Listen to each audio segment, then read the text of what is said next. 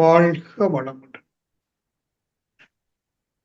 தமிழ் ஆனந்த யோக உறுப்பினர்கள் அனைவருக்கும் இனிய மாலை வணக்கமும் நல்வாழ்த்துக்களும்.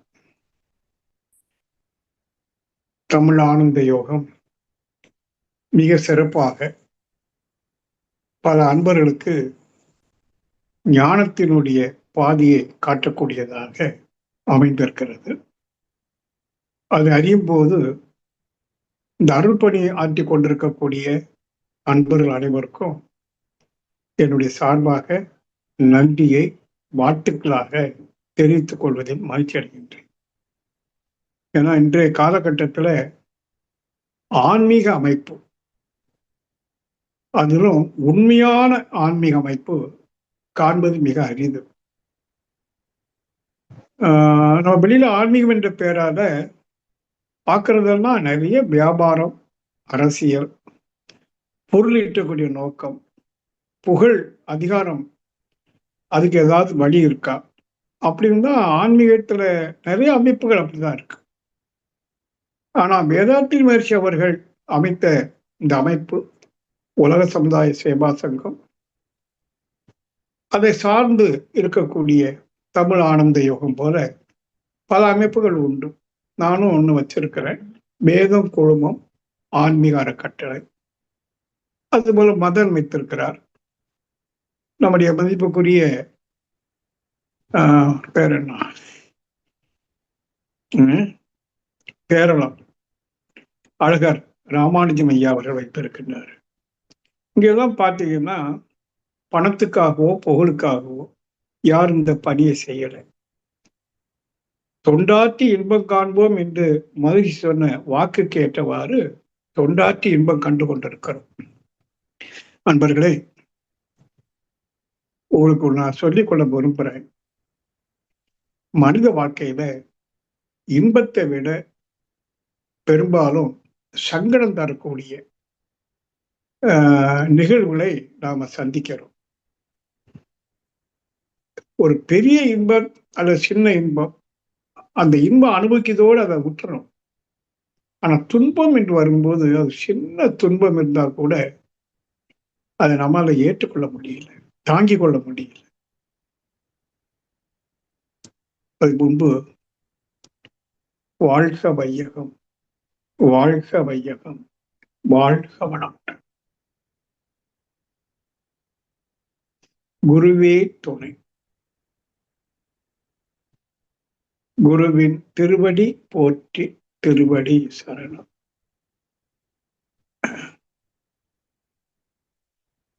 ஒரு சின்ன துன்பத்தை கூட நம்மால ஏற்றுக்கொள்ள முடியல. அப்ப நம்முடைய மனசுக்கு ஏற்றுக்கொள்ளக்கூடிய திறமை இல்லை அப்படிங்கிறத புரிஞ்சுக்கிறோம். சரி, ஏன் இந்த மாதிரி நமக்கு சங்கடங்கள் வருது? ஏன்னா சில அன்பர்கள் சொல்லுவாங்க, ஐயா எனக்கு தெரிஞ்சு 2-3 தலைமுறையா நாங்க எங்களுடைய ஊர்ல தான தர்மம் நிறைய பண்ணியிருக்கோம். கோயில் விசேஷம் நிறைய நாங்க நன்கொடை கொடுப்போம். எங்க ஊர்ல யார்கிட்ட கேட்டாலும் எங்களுடைய குடும்பம் 3 தலைமுறையா நல்லதொரு குடும்பம்னு பேர் எடுத்த குடும்பம் தான். ஆனா நம்ம பார்த்தீங்கன்னா எங்க வீட்டுல இப்படி இருக்கு அப்படி இருக்குன்னு சொல்லி சங்கடப்படுவாங்க. ஏன்னா நான் இந்த 40 ஆண்டு காலம் இந்த பணியில இருக்கிறதுனால அப்படி பல அன்பர்களை நான் சந்திச்சிருக்கேன். சங்கடங்களை பற்றி சொல்லுவாங்க. அந்த மாதிரி இருக்கு. அப்ப என்ன காரணம் அப்படின்னு பார்க்கிற போது, சங்கடத்துக்கு தான் என்ன காரணம் அப்படின்னா, உங்களுக்கு தெரிஞ்சு 2 தலைமுறை சொல்றீங்க, ஆனா உங்களுக்கு பின்னாடி 7 தலைமுறைன்னு சொல்லுங்க. நான் ஒரு கணக்கு போட்டேன். இப்ப நான் 7வது தலைமுறைன்னு சொன்னா எனக்கு முன்னாடி 6 தலைமுறை. அதுல எங்க அப்பா அம்மா, எங்க அப்பாவுக்கு அப்பா அம்மா, அம்மாவுக்கு அப்பா அம்மா, இப்படியே பின்னோக்கி போனீங்கன்னா 126 நபர்கள் வருவாங்க. அப்ப நான் யாருன்னு கேட்டேன்னா, இந்த 126 பேர்கள் செய்த பாப புண்ணியத்தினுடைய ஒரு தொகுப்பு. எது? என்னுடைய கர்ம மையத்தில் இருக்கிறது. குறிப்பா அதுக்கு முன்னாடி இருக்கிறது இருக்கு. அதுக்கு முன்னாடி எத்தனையோ ஜென்மாந்தரத்துல எடுத்த உடல், விலங்கின உடல், அங்குள்ள பதிவு இருக்கு. ஆனா எது டாமினேட் பண்ணும் அப்படின்னா, இந்த 126 பேரும் செய்த பாப புண்ணியங்களுக்கு ஏற்றவாறு நான் இந்த பிறவில சில நிகழ்ச்சிகளை சந்திக்கணும். அது இன்பமோ துன்பமோ, அது அவங்களுடைய பாவ புண்ணியத்தை பொறுத்து.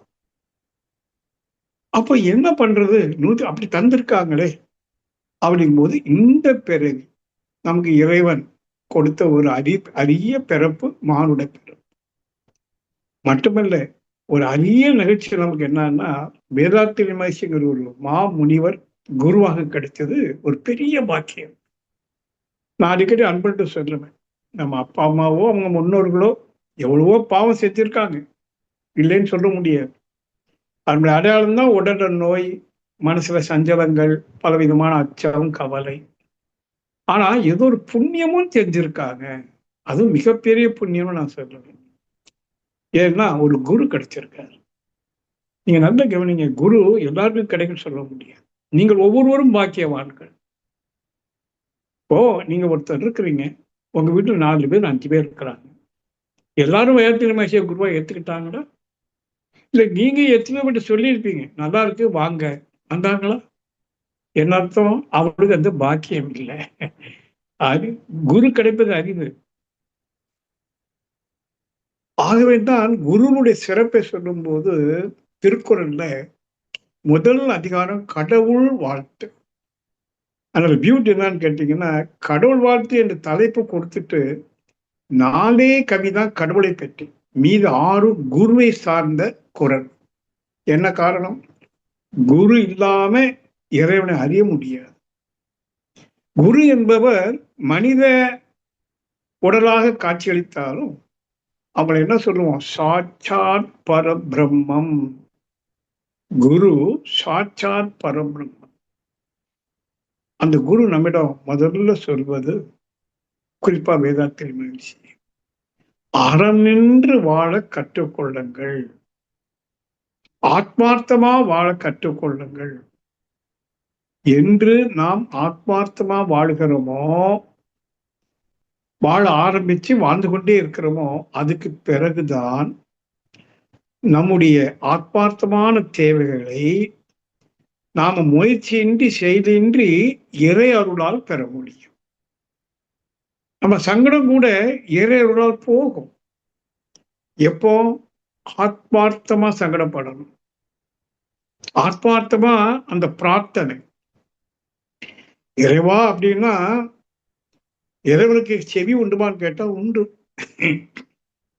அது நுண்ணிய நாதத்துல இருக்காது. நான் அதை அப்புறம் இன்னொரு வகுப்புல சொல்றேன், குறிப்பா சொல்றேன்.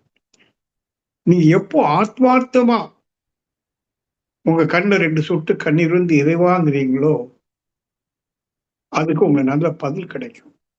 ஆனால் மீண்டும் சொல்ல ஒரே ஒரு நிபந்தனை, நீங்க ஆத்மார்த்தமா வாழணும்.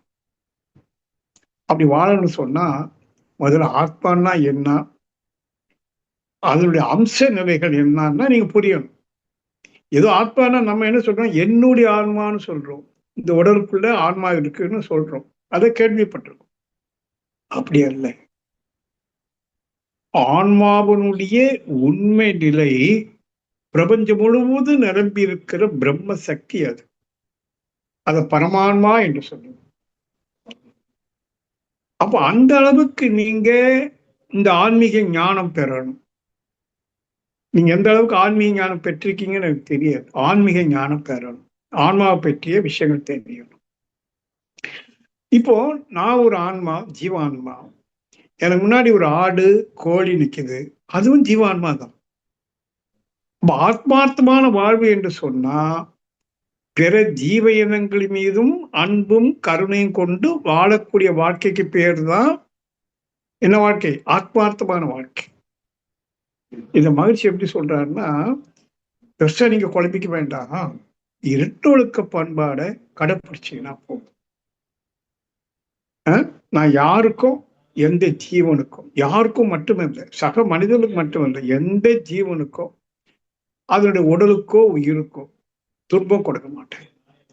இன்னொன்று, துன்பப்படும் உயிர்களுக்கு என்னால் முடிந்த உதவியை செய்வேன். இந்த இரண்டும் சேர்ந்ததுதான் அறம். இதை வள்ளுவர் சொல்லுவார்.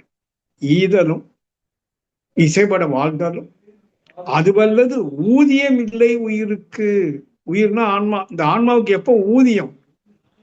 இங்க ஊதியம் சொன்னா விடுதலை, முக்தி, மோட்சம். அப்படின்னா ஈதலும் வேணும், இசைப்பட வாழ்தலும். இசைப்பட வாழ்தல்னா எல்லார் இடத்துலையும்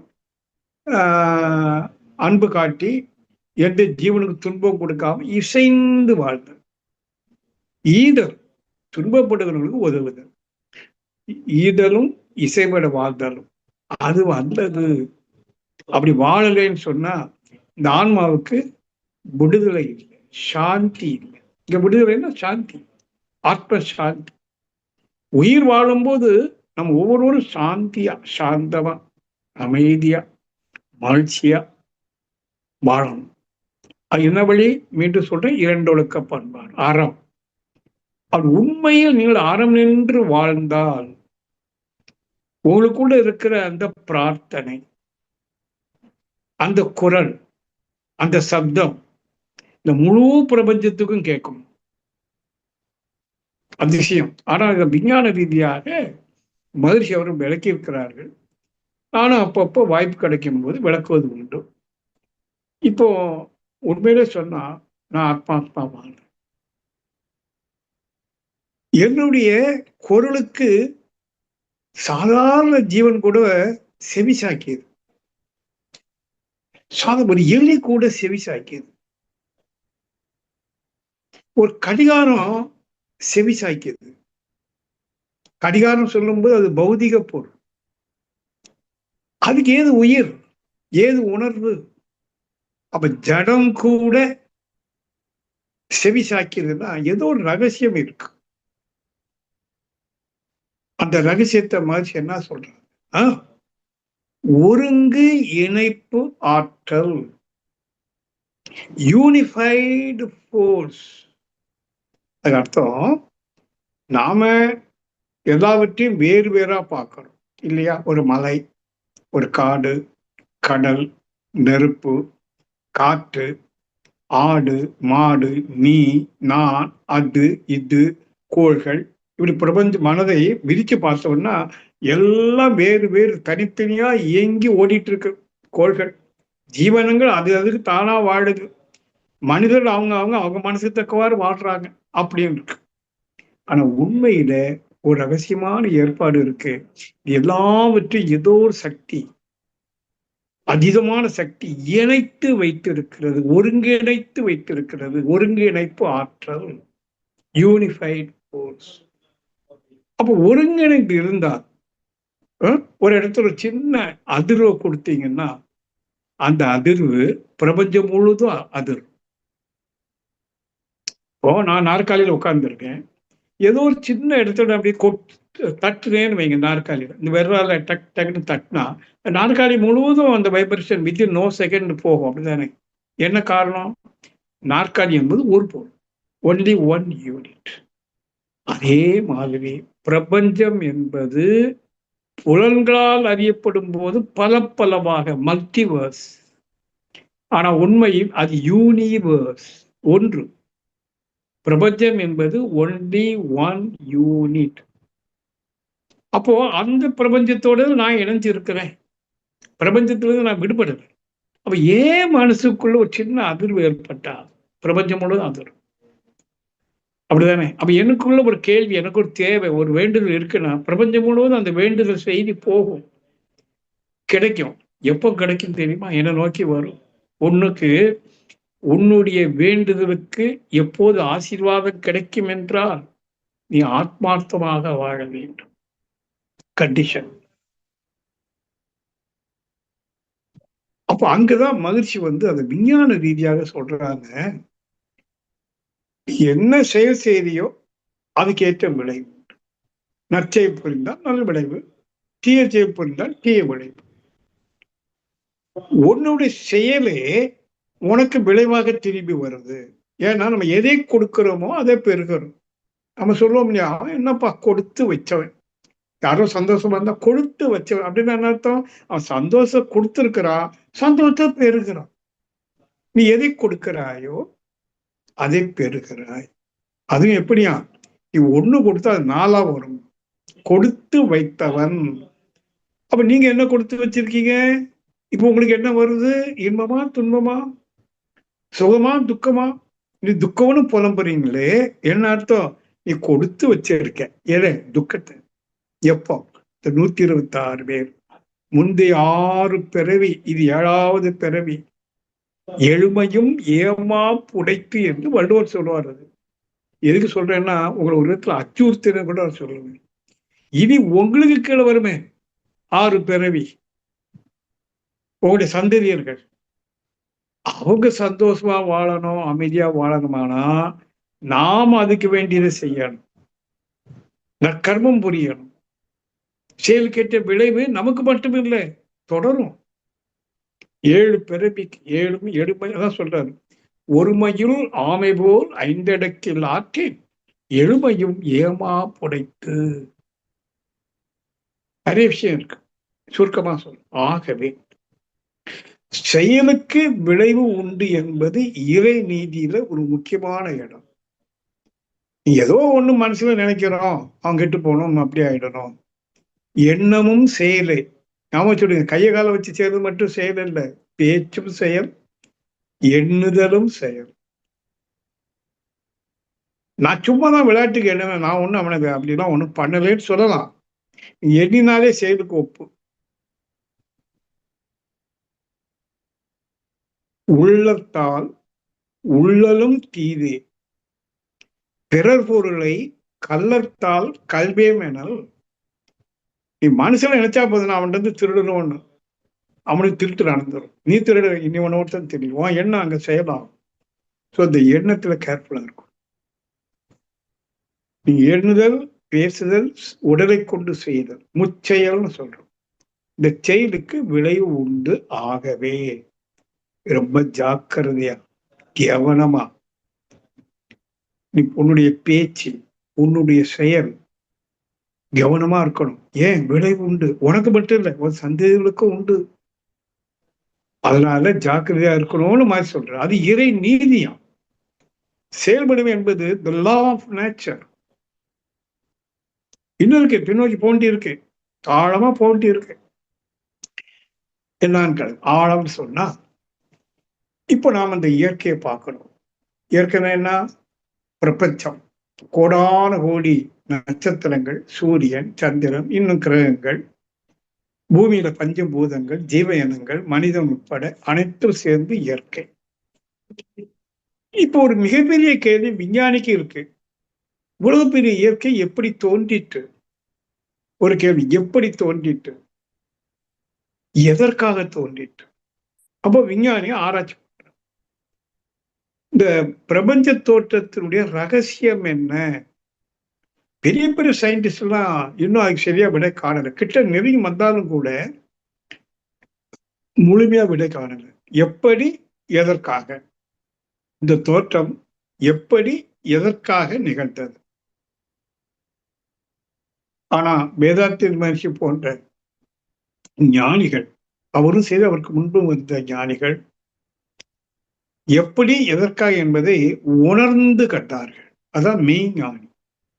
அப்படி வேதாந்தி மகர்ஷி உணர்ந்து கண்ட போது அவர் சொன்னது, இந்த இயற்கையை, உன்னையும் என்னையும் யாரும் படைக்கல. நம்மை படைப்பதற்கு இறைவன் என்று ஒரு தனி நபர், ஒரு பர்சனல் பீயிங் இல்லை, ஒரு பர்சனாலிட்டி இல்லை. ஆனால் எப்படி தோன்றிட்டுன்னா, அதான் இறை நீதியில சொல்றாரு, தானாக தோன்றிட்டு. The first law of nature is mute. தானாக தோன்றிட்டு. சுயம்பு நம்ம ஊர்ல சொல்லுவாங்கல்ல, சுயம்பு லிங்கம், தானாக தோன்றிட்டு. அதுக்கு மகிழ்ச்சி கொடுத்த வார்த்தை இயல்பு ஊக்கம்.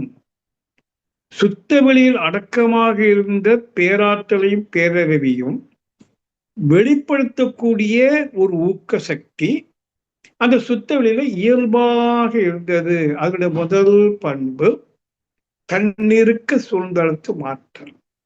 அதை கொண்டு சக்தியை வெளிப்படுத்தி, சக்தியை கூட்டி பஞ்சபூதங்களாக்கி, உணர்வு நிலையில் ஜீவனங்களாக்கி, இறுதியில் மனிதனாகவும் ஆயிருக்கு.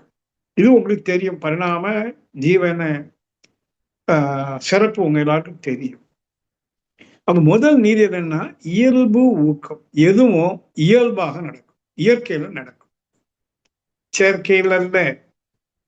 ரெண்டு இருக்கு, இயற்கை ஒண்ணு, செயற்கை ஒண்ணு. நீங்க செயற்கைன்னு எடுத்தா என்ன அர்த்தம்? நாம செய்வது, நம்ம கையை கொண்டு செய்வது பேரு செயற்கை. இயல்பான கை, அதாவது இயல்பாக நடக்கக்கூடியது இயற்கை. இப்ப நான் அந்த வீடு கட்டியிருக்கோம், இது செயற்கையா இயற்கையா அப்படின்னா செயற்கை. ஆனா நுணுகி ஆராய்ந்தால் அந்த வீடு கட்டுறதுக்கு வேண்டிய மண் இயற்கையா செயற்கையா? இயற்கை.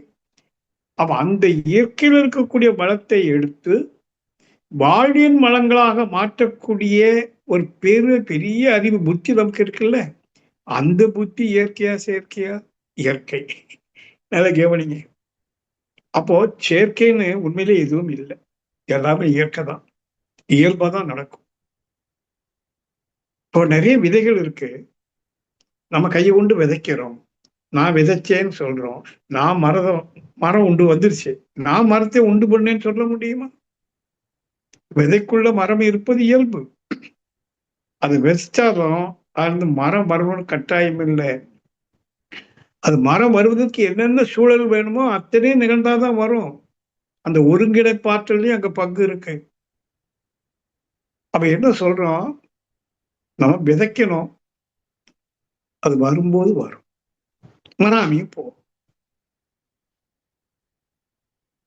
ஒரு மொட்டு இருக்கு செடியில, நாளைக்கு மலர போகுது. அந்த மொட்டு அது நினைச்சு மலர முடியாது, நாம நினைச்சு மலரும் விட முடியாது, யாரு கையிலும் இல்லை. ஆனால் அந்த மொட்டுக்குள்ளாக ஒரு ரகசியம் இருக்கு. அந்த மொட்டு மலர்வதற்கு எவ்வளவு சக்தி வேணுமோ, எவ்வளவு நேரம் வேணுமோ, ரெண்டு force and time is inherently within. அந்த மொட்டுக்குள்ள இன்கரண்டா எவ்வளவு அழுத்தம் கொடுத்தா அது அந்த இதழ் பிய்யாம மலருமோ, அந்த ஒரு ஒரு அக்குரேட் ஃபோர்ஸ். அப்புறம் டைம், எவ்வளவு நேரம், இதெல்லாம் நம்ம கையில இருக்கு. இதுக்கு என்ன வார்த்தை கொடுத்தாங்க? இயல்பு ஊக்கம். ஒன்று வெளிப்படுவதற்கும் இயங்குவதற்கும் விளைவை கொடுப்பதற்கும் ஒரு ஊக்கம் வேணும். அந்த ஊக்கம் மிக இயல்பாக ஒவ்வொன்றிலும் இருக்கு. அதிலும் இருக்கு, அண்டத்திலும் இருக்கு, பிண்டத்திலும் இருக்கு. இது ரகசிய ஏற்பாடு. அப்போ நான் எதுக்கு சொல்ல வரேன்னா, இன்னைக்கு நாம எவ்வளவோ காரியங்களை செஞ்சுட்டு ரொம்ப உணர்ச்சி வசப்பட்டு எதிர்பார்த்துக்கிட்டே இருக்கோம், நடக்குமா நடக்குமா நடக்குமா. நடக்கணும், நடக்காம நடக்கலன்னு என்ன ஆகும்? துன்பப்படும். நம்ம வீட்டுக்குள்ளேயே பாருங்களேன், கணவன் மனைவிட்டு எதிர்பார்க்காங்க, மனைவி கணவன் எதிர்பார்க்காங்க, அப்பா அம்மா பிள்ளைகளை கஷ்டப்பட்டு வளர்க்குறாங்க, அது வளர்ந்தாச்சு போயாச்சு. எவ்வளவு எதிர்பார்ப்பு அப்பாவுக்கும் பிள்ளைக்கும், பிள்ளைகளுக்கு அப்பாட்ட அம்மாட்ட எவ்வளவு எதிர்பார்ப்பு. நான் அப்படி பண்ணேன் இப்படி பண்ணேன், கடைசியில் இப்படி ஆயிப்போச்சே, சங்கடப்படுறோம். எத்தனையோ தாய்மார்கள் சங்கடப்படுறாங்க. ஆனா அங்கதான் அவன் சொல்றாரு, நீ செய்த கர்மாவுக்கு ஒக்க இந்த பிறவில எது எப்போ எப்படி நிகழும் என்பது தீர்மானிக்கப்பட்டிருக்கிறது. Already decide. நீ ஒண்ணும் செய்ய முடியாது. இப்போ உனக்கு வாய்ப்பு கிடைச்சிருக்கு, குரு கிடைச்சிருக்காரு. அவர் சொல்றாரு, நீ அறம் நின்று வாழ், ஆத்மார்த்தமா வாழ். குறைந்த பத்தி இனிமேலாவது இந்த கர்மா இறங்கட்டும், குறையட்டும், ஒரு கட்டத்தில் இல்லாம போகட்டும், அந்த வினை தொடர் உன்னோடு முடியட்டும், அது உன் குழந்தைகளுக்கு தொடர வேண்டாம். அப்போ நிறைய விஷயங்கள் இருக்குங்க ஆன்மீகத்துல. ஆன்மீகம்னா எதுவும் சாமி கும்பிடுறது இல்லை, காவடி தூக்குறதோ உருண்டு கொடுப்பதோ பாலாபிஷேகம் பண்ணுவதெல்லாம் ஆன்மீகம். இது எக்காலத்தோ நமக்கு ஒரு சமாதானத்திற்காக பெரியவங்க சொல்லி வச்ச நல்ல விஷயம். அது ஒரு நொண்டி சமாதானம், தற்காலிக சமாதானம். உங்களுக்கு நிலைத்த சமாதானம் வேணுமானால், அமைதி வேணுமானால், சாந்தி வேணுமானால், கொஞ்சம் நீங்க பயப்படணும். வள்ளுவன் அர்த்தமா சொல்ற, நீ பயப்படணும். அஞ்சுதோறும் அரணே, அறம் கண்டு அஞ்சுப்பா. அறம் என்றால் செயலுக்கு விளைவு, அதோட பாகம். செயலுக்கு விளைவு ஒன்று என்று அச்சம் வைத்துக் கொண்டு வாழ். அஞ்சுவதோறும் அரணே, பிறரை வஞ்சிப்புதோறும் அவா. நீ என்ன பண்ணிட்டு இருக்க? வஞ்சிக்கிற பிறரை. உன்னுடைய ஆசையை நிறைவேற்றுவதற்காக பல தவறுகளை செய்யற, வஞ்சிக்கிற, ஏமாத்துற, திருடுற. உன் அக்கா தங்கச்சி அண்ணன் தம்பிக்குள்ளேயே சொத்து தகராறு பண்ற. ஆசை. நீ அறக்கண்டு அஞ்சனம். கர்மா பொல்லாதது. ஆகவே மகிழ்ச்சி சொல்றாரு, இறைவன் என்று சொன்னா நிறைய கருத்துக்கள் இருக்கு. அது முக்கியமான சாரம் இறை நீதி, த லா ஆஃப் நேச்சர். அது முதல் நீதி இயல்பு ஊக்கம்.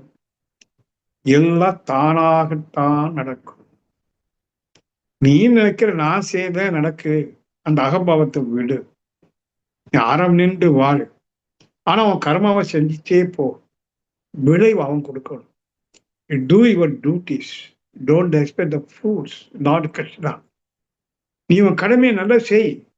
பலனை எதிர்பார்க்காத. அதுக்கு அர்த்தம் பலன் எவ்வளவு வரும், எப்போ வரும், என்ன மாதிரி வரும்னு யாராலையும் சொல்ல முடியாதப்பா. நீ நல்லா எதிர்பார்க்காது, வரக்கூடியது வரும். நீ இன்னைக்கு செய்த செயலுக்கு ஏற்ற வரும். இதுக்கு முன்பு நீ செய்த செயலுக்கு ஒரு பதில் சொல்லி ஆகணுமே, அந்த பதிலையும் வைத்து இன்னைக்கு நீ நல்ல காரியம் செஞ்சிடலாம். உடனே நல்ல உடையவன்னு எதிர்பார்க்க முடியாது. ஏன்னா பழசுக்கு பதில் சொல்லணுமே. பழசுக்கு பதில் சொல்லணுமா இல்லையா? ஊழ்வினை உறுத்து வந்து ஊட்டும். சிலப்பதிகாரத்தினுடைய மைய கருத்து, ஊழ்வினை உறுத்து வந்து ஊட்டும். நீ செய்த வினை இருக்க கர்மா, அதை உன்னை தேடி வந்து பிடிக்கும். நான் பாருங்க, வள்ளுவர் சொல்வார், ஊழின் பெருவலி யாவூல மற்ற ஒன்று சூழினும் தான் முந்துரும். ஊழை விட, பழவினையை விட வலிமையானது என்ன இருக்கு? கர்மாவோட வலிமையானது என்ன இருக்கு? விதின்னு சொல்றோம். மற்றொன்று சூழினும், நீ என்ன பரிகாரம் செய்தாலும், காவடி தூக்கினாலும் சரி, தங்கத்தை இழுத்தாலும் சரி, மற்றொன்று சூழினும் தான் முந்துரும். அந்த கர்மாதான் வந்து நிற்கும். அப்ப ஞான மார்க்கத்துல என்ன சொல்லப்படுதுன்னா, பக்தி மார்க்கத்துல கண்ண மூடி ஏதோ சொன்னாங்க, காரியம் நடக்காது. நீ செய்த செயலுக்குரிய விளைவை நீ சந்தித்துதான் ஆகணும். அப்ப தியானம் பண்ணி ஒரு குரு அடைஞ்சு தியானம் பண்ணி நிறைய விஷயம் கேட்கறோம், செய்யறோமே. அப்ப இது எப்படி அப்படின்னா, இந்த மாதிரி பண்ணுனா கர்மா வரும், அதை தாங்குற சக்தி கிடைக்கும். துன்பம் வரும்போது, சங்கடம் வரும்போது அது தாங்குற சக்தி இருக்குமானா மனசுல சாந்தி வருமே. இப்போ ஒரு சின்ன சங்கடம், துன்பம் தாங்குற சக்தி இல்லை, அது பெருசா தெரியும். ஆமாதானே? சிந்திங்க. ரொம்ப வலுவா சொல்றேன், இன்னையிலிருந்து இது வரைக்கும் எப்படியோ தெரியாது. அறங்கண்டு அஞ்சி, அறத்துக்கு அஞ்சி செயலுக்கு விளை உண்டு என்று புரிந்து கொண்டு வாயத்திலிருந்து ஒரு சொல் சொல்றதுக்கு முன்னாடி எண்ணி துணிக கர்மம் சொல்லலாமா வேண்டாம்?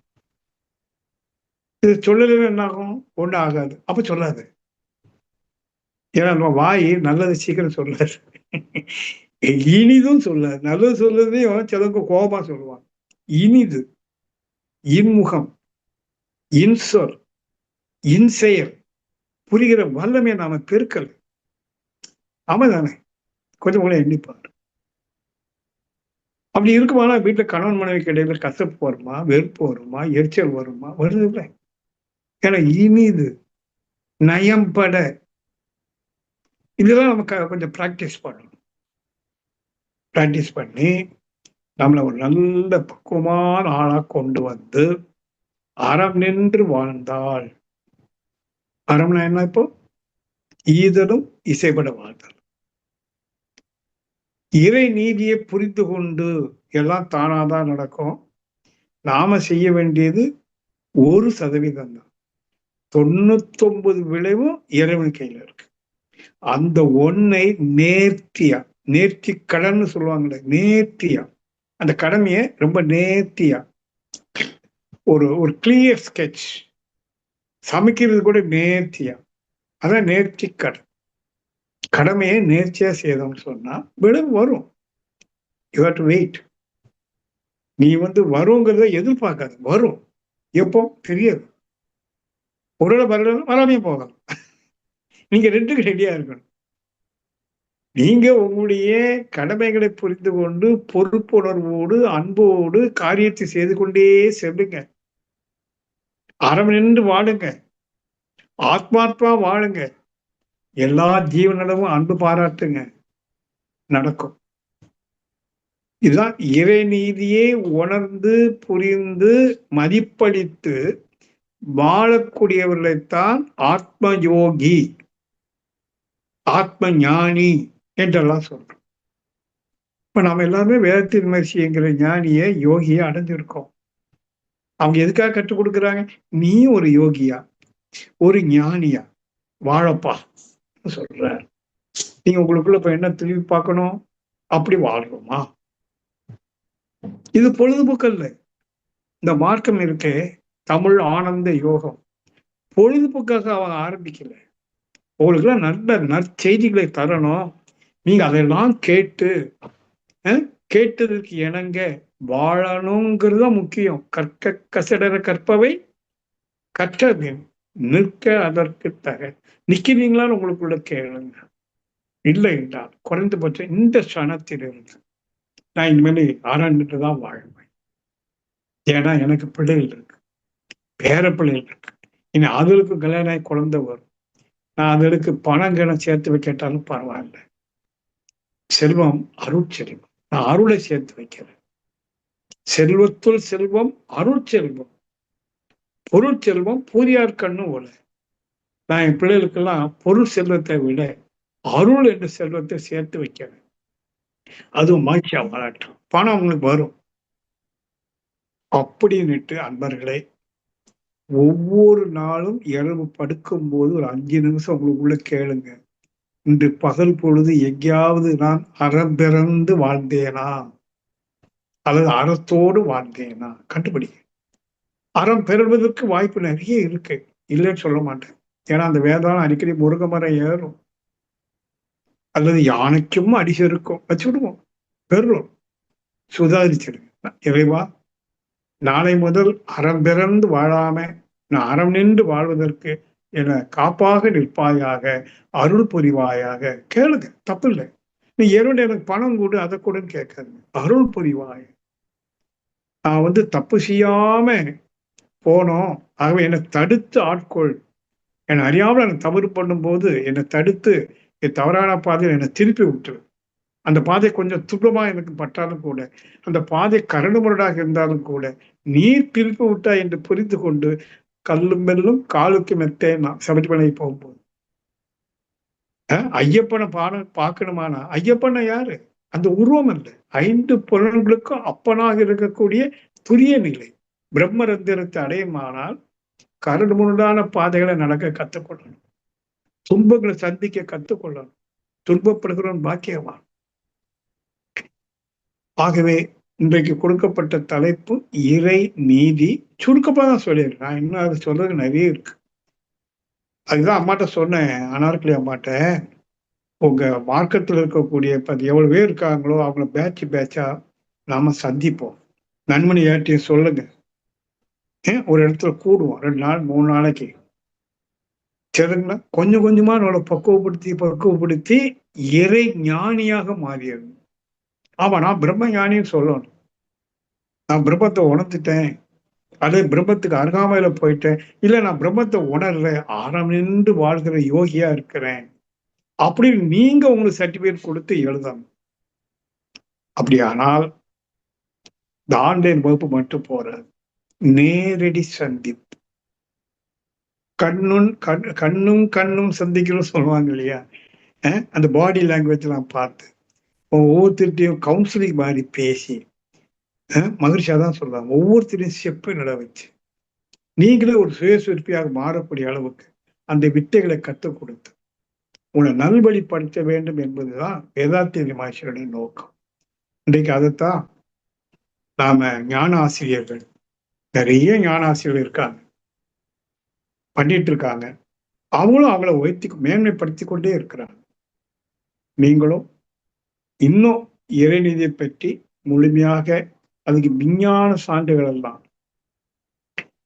ஏன்னா இன்னைக்கு கொஞ்ச நாளைக்கு முன்னாடி நான் ஒரு விஞ்ஞான ரீதியான, அறிவியல் ரீதியான ஒரு சில சொற்பொழிவை கேட்டேன். அது அவங்க நிறைய சொல்றாங்க. அதான் விஞ்ஞானிகள் இன்னும் பெரிய பொருள் செலவு பண்ணி, காலம் செலவு பண்ணி, அந்த இயற்கையுடைய தோற்ற ரகசியத்தை தேடி தேடி தேடி தேடி போயிட்டே இருக்காங்க. பை ப்ராடக்ட்ஸ் நிறைய கிடைக்குது. ஆனா அல்டிமேட் கிடைக்கல அப்படின்னு சொல்லிட்டு வராங்க. ஆனா மகரிஷி தன்னுடைய இந்த தியான உணர்வுல அதை அப்படியே கொடுத்துட்டாங்க. இந்த இயற்கை எப்படி தோன்றிட்டு எவ்வாறு இயக்கி கொண்டிருக்கு, எவ்வாறு விளைவை கொடுத்துட்டு இருக்குன்னு அந்த நேச்சுரல் ரிதம் இருக்கு பாருங்க. இயற்கையில ஒரு இனிமை இருக்குல்ல, சீர்மை, துல்லியம், இயக்க ஒழுங்கு, அந்த ரெகுலாரிட்டி, பேட்டர்ன், அதை பற்றிலாம் விளக்கி இந்த உடம்பு, இதுக்குள்ள உயிர், அதனால் எழுந்த மனம், இந்த உடல் உயிர் மனதனுடைய தோற்ற ரகசியம், இயக்க ரகசியம், விளைவு ரகசியத்தை எல்லாம் விஞ்ஞான ரீதியாக தெளிவாக எல்லோரும் புரியும்படிக்க சொன்ன ஒரே மாமனிதர் வேதாத்ரி மகரிஷி. அப்படி அவர் ஒரு அருமையான பேக்கேஜ் கொடுத்திருக்காங்க. அத நம்ம நேரடியா சந்திச்சு ஒரு 3 நாள், 3 நாள் போதாது, ஒரு 2 மாசம் ஒருக்க அல்லது 3 மாசம் வரைக்காவது 3 நாள். நான் அனார்கலி அம்மாட்ட சொன்னேன், கொஞ்சம் நல்ல ஆர்வமா வரக்கூடியவங்களை அல்லது வரக்கூடியவங்களை நீங்க ஆர்வத்தை உண்டு பண்ணி அவங்களுக்கு நாம் ஒரு வழிகாட்டியாக கொண்டு விட முடியாட்டாலும் கூட ஒரு வழிகாட்டியாக நம்ம ஞான ஆசிரியர் இருக்கணும். ஸோ நீங்க அவங்ககிட்ட பேசுங்க, சரியா? நமக்கு கோயம்புத்தூர்ல வேதாத்திரி மகரிஷி ஆன்மீக கிராமம் உருவாக்கிக்கிட்டு இருக்கோம். அங்க அட் எ டைம்ல ஒரு 15 ஆண்கள் 15 பெண்கள் தங்கலாம். அங்கேயே சமையல், வீட்டு சமையல்லாம் செய்து கொடுப்பாங்க. ஒரு மினி மெடிடேஷன் அழகா இருக்கு. நீங்க புரிஞ்சுது புரியுதுன்னு கவலைப்படாதீங்க, புரிய வைக்கணும். ஒரு 3 நாள் வாங்க. கொஞ்சம் அடிப்படையா போவோம், கொஞ்சம் கொஞ்சமா போவோம். ஏன்னா இந்த இயற்கை பற்றிய அறிவு இல்லைன்னு சொன்னா வாழ்க்கை வீணாயிடும். பொருள் ஈட்டக்கூடிய அறிவு நமக்கு இருக்கு, எல்லாருக்கும் இருக்கு, எல்லாருக்கும் தெரியும் ஹவு டு ஏர்ன் மணிங்கிறது. அது ஒன்றும் பிரச்சனை கிடையாது. பொருள் ஈட்டக்கூடிய அறிவு நமக்கு இருக்கு. ஆனா இறைவனை பற்றி அல்லது இயற்கையுடைய ரகசியங்களை பற்றி அறியக்கூடிய ஸ்பிரிச்சுவல் நாலேஜ், அந்த அறிவு சாதாரண மனிதர்கள்ட்ட இல்லை. அது கொஞ்சம் கொஞ்சமா தான் ஃபீட் பண்ணணும். அதுவும் அனார்கலி அம்மாட்ட சொல்லியிருக்கிறேன், நீங்க தனித்தனியா ஒருத்தட்டு ஃபோன் பண்ணி இப்படி இருக்கு, ஏப்ரல் மேல வைக்கலாமா, வருவீங்களா அப்படின்லாம் ஏற்பாடு பண்ணுங்க. ஒரு 3 மாதத்துக்கு ஒரு முறை 3 நாள் சந்திப்போம். 1 வருஷம் 2 வருஷம் ஆகட்டும். நல்ல தெளிவா அமைதியா வாழ கத்துட்டு நம்ம குடும்பத்துல அமைதியை கொண்டு வந்து ஒரு கட்டத்தில் இறைநிலையையும் உணர்ந்து, இறைநிலையே நானாக இருக்கிறேன் தத்துவமசி, அப்ப நான் எனது இறைத்தன்மையை உணரணுங்கிற பொறுப்பும் ஒரு வைராக்கியமும் வருமானா அதை நம்ம தெளிவா செய்யலாம்னு சொல்லி சுருக்கமா முடிச்சுக்கிறேன். எனக்கு ஒரு 7:30க்கு ஒரு இடத்துக்கு போக வேண்டியிருக்கு. இன்னைக்கு நிறைய ஃபங்க்ஷன்ஸ், மேரேஜ் டே அதெல்லாம் இருக்கு. வர்றது கூட ஒரு 5 நிமிஷம் லேட் ஆகி போச்சு. இருந்தாலும் ஒரு 5 நிமிடம் தரேன், ஏதாவது கேட்கணுமான்னு கேட்டுக்கிறேன் சுருக்கம்.